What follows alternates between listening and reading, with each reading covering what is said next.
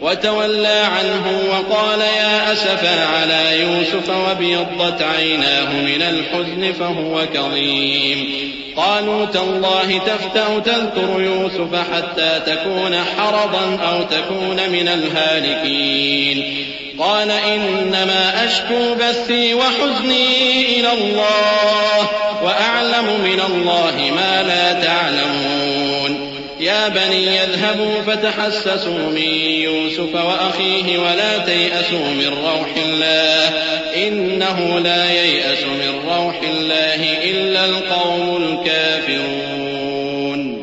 فلما دخلوا عليه قالوا يا أيها العزيز مسنا وأهلنا الضر وجئنا ببضاعة مزجاة فأوف لنا الكيل وتصدق علينا إن الله يجزي المتصدقين. اور ان کے پاس سے چلے گئے اور کہنے لگے کہ ہائے افسوس یوسف پر، ہائے افسوس، اور رنج و الم میں ان کی آنکھیں سفید ہو گئیں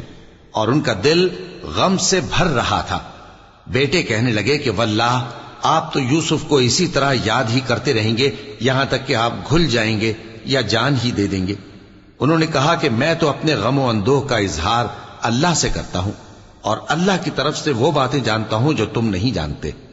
اے بیٹو یوں کرو کہ ایک دفعہ پھر جاؤ اور یوسف اور اس کے بھائی کو تلاش کرو اور اللہ کی رحمت سے نا امید نہ ہونا کہ اللہ کی رحمت سے تو کافر لوگ ہی نا امید ہوا کرتے ہیں. پھر جب وہ یوسف کے پاس گئے تو کہنے لگے کہ اے عزیز، ہمیں اور ہمارے اہل و عیال کو بڑی تکلیف ہو رہی ہے اور ہم یہ تھوڑا سا سرمایہ لائے ہیں، آپ ہمیں اس کے عوض پورا غلہ دے دیجئے اور ہم پر خیرات کیجئے کہ اللہ خیرات کرنے والوں کو ثواب دیتا ہے. قال هل علمتم ما فعلتم بيوسف وأخيه إذ أنتم جاهلون قالوا أئنك لأنت يوسف قال أنا يوسف وهذا أخي قد من الله علينا إنه من يتق ويصبر فإن الله لا يضيع أجر المحسنين قالوا تالله لقد آثرك الله علينا وإن كنا لخاطئين قال لا تثريب عليكم اليوم يغفر الله لكم وهو أرحم الراحمين. یوسف نے کہا تمہیں معلوم ہے کہ جب تم نادانی میں پھنسے ہوئے تھے تو تم نے یوسف اور اس کے بھائی کے ساتھ کیا کیا تھا؟ وہ بولے کیا واقعی تم ہی یوسف ہو؟ انہوں نے کہا ہاں میں یوسف ہوں، اور بن یامین کی طرف اشارہ کر کے کہنے لگے یہ میرا بھائی ہے، اللہ نے ہم پر بڑا احسان کیا ہے. جو شخص اللہ سے ڈرتا اور صبر کرتا ہے تو اللہ نیکوکاروں کا اجر ضائع نہیں کرتا. وہ بولے اللہ کی قسم اللہ نے تم کو ہم پر فضیلت بخشی ہے اور بے شک ہم خطاکار تھے. یوسف نے کہا کہ آج کے دن تم پر کوئی ملامت نہیں، اللہ تم کو معاف کرے اور وہ سب سے بڑھ کر رحم کرنے والا ہے. اذهبوا بقميصي هذا فألقوه على وجه أبي يأت بصيرا وأتوني بأهلكم أجمعين. ولما فصلت العير قال أبوهم إني لأجد ريح يوسف لولا أن تفندون قالوا تالله إنك لفي ضلالك القديم. فلما أن جاء البشير ألقاه على وجهه فارتد بصيرا قال ألم أقل لكم إني أعلم من الله ما لا تعلمون قالوا يا أبانا استغفر لنا ذنوبنا إنا كنا خاطئين قال سوف أستغفر لكم ربي إنه هو الغفور الرحيم. یہ میرا کرتا لے جاؤ، پھر اسے والد صاحب کے منہ پر ڈال دینا تو وہ بینا ہو جائیں گے، اور اپنے تمام اہل و عیال کو میرے پاس لے آؤ.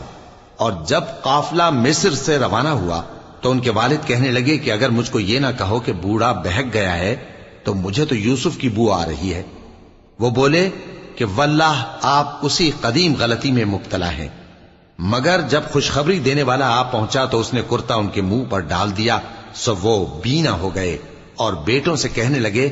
کیا میں نے تم سے نہیں کہا تھا کہ میں اللہ کی طرف سے وہ باتیں جانتا ہوں جو تم نہیں جانتے؟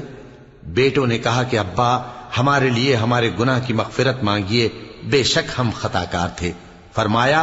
میں اپنے پروردگار سے تمہارے لیے بخشش مانگوں گا، بے شک وہ بخشنے والا ہے، مہربان ہے۔ فلما دخلوا على يوسف آوى إليه أبويه وقال ادخلوا مصر إن شاء الله آمنين ورفع أبويه على العرش وخروا له سجدا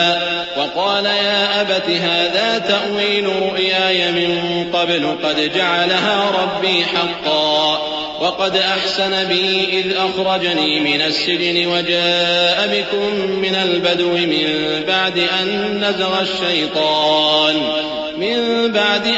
نزغ الشيطان بيني وبين إخوتي